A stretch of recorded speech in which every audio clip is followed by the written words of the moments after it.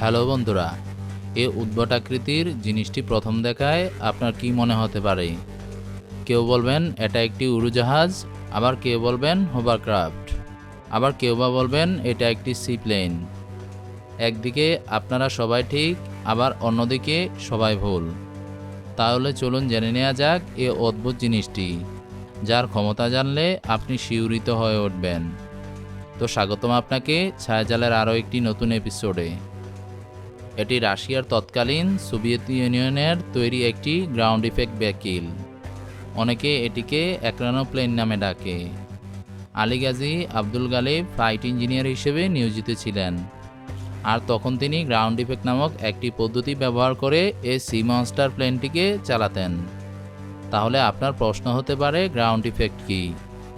কোনো ডানাওয়ালা উড়োজাহাজ তার ডানার সমান কিংবা তার অর্ধেকের পরিমাণ উচ্চতা নিয়ে যদি ভূমির সমান্তরালে উড়ে, তখন ডানার সেই প্রতিক্রিয়ার কারণে বাহনের ঊর্ধ্বগতি টান বৃদ্ধি পায় এবং বায়ুর বাধা হ্রাস পায়, তখন তাকে গ্রাউন্ড ইফেক্ট বলা হয়।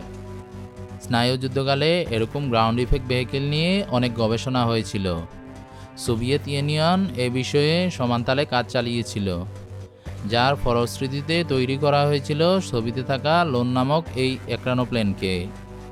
এটি মূলত 8টি টার্বোজেট ইঞ্জিন ব্যবহারের মাধ্যমে প্লেনটিকে সমুদ্রপৃষ্ঠ থেকে 13 ফুট উপরে বাসানো হতো। এটি দিয়ে রাশিয়ার শত্রুকে ঘায়েল করতে অস্ত্র হিসেবে ছিল 6টি P-27 অ্যান্টি মিসাইল ও 4টি 23 মিলিমিটারের টারেন গান, যেগুলো দেখে হয়তো রাশিয়ার শত্রুরা ভয়ে আঁতকে উঠবে।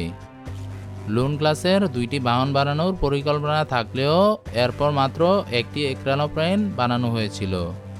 খাতা কলমে এটিকে MD-160 নামে উল্লেখ করা হতো, কিন্তু 1987 সালে এটি সার্ভিসে ঢুকে এবং 1999 সালের মধ্যেই অবসরে পাঠিয়ে দেওয়া হয়।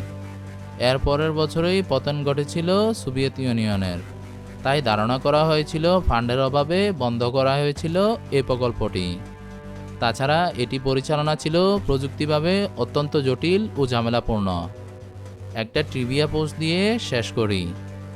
এটাকে উড়োজাহাজ, হোভারক্রাফট, সিপ্লেন এগুলোর একটির কাতারেও ফেলা হয়নি ঠিক, তবে ইন্টারন্যাশনাল মেরিটাইম অর্গানাইজেশন থেকে লুন ক্লাসের বাহনটিকে একটি শিপ তথা জাহাজ হিসেবে লিপিবদ্ধ করা হয়েছিল। তো বন্ধুরা, আজকের ভিডিওটি কেমন লেগেছে কমেন্টের মাধ্যমে আমাদেরকে জানিয়ে দিন, আর এমনই ইন্টারেস্টিং ভিডিও পেতে ছায়াজালের সাথেই থাকুন।